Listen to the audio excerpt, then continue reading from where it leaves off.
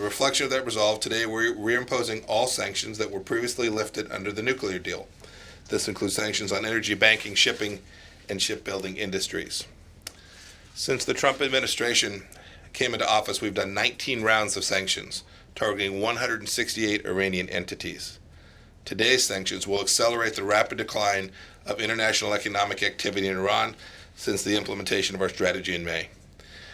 Since that time, since back in May, over 100 companies have withdrawn from Iran or canceled plans to do business there.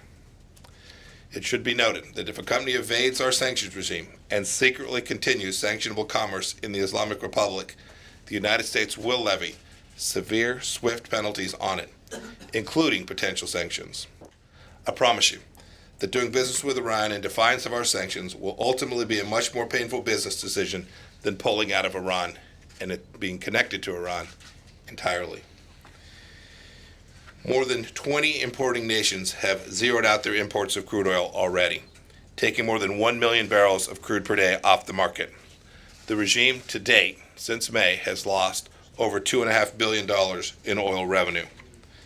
We have decided to issue temporary allotments to a handful of countries, responsive both to the specific circumstances and to ensure a well-supplied oil market. The U.S. will be granting these exemptions to China, India, Italy, Greece, Japan, South Korea, Taiwan, and Turkey. Each of those countries has already demonstrated significant reductions of the purchase of Iranian crude over the past 6 months, and indeed 2 of those 8 have already completely ended imports of Iranian crude and will not resume as long as the sanctions regime remains in place. Let's go to Sky News. Cordelia Lynch. Rest assured, Iran will never come close to getting a nuclear weapon on President Trump's watch. Understand that as the Islamic Republic of Iran presents a threat to the United States of America. Today we sanctioned more than 700 individuals, entities, aircraft, and vessels as part of Treasury's largest ever single-day action targeting Iran. Countries that are not going to suffer the sanctions, and what kind of relation have you with them? What are the conversations regarding this topic? Thank you. You want to talk about it on the financial side, Stephen?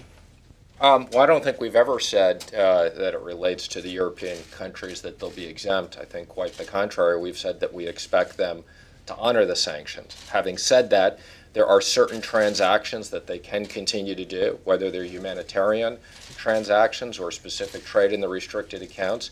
And again, let me just emphasize, as I said last week, we will make sure that humanitarian transactions are really going for those purposes. So this is not about hurting the people of Iran, but we will not let money be diverted to humanitarian purposes and then put for terrorist activities. And just to follow up, with respect to the relationship, we've been very candid, clear with all of the European countries. There are more than 3, we should note. Many of them are fully supportive of what it is that we are undertaking. They have taken a different approach with respect to the JCPOA, but it is also something that the whole world should know. European businesses have already made their decisions. They've decided not to do business with the Islamic Republic of Iran, and so we're very confident that the sanctions regime that we're putting in place will be effective. Al Jazeera English. James Bays. James Bays from Al Jazeera English. You talk about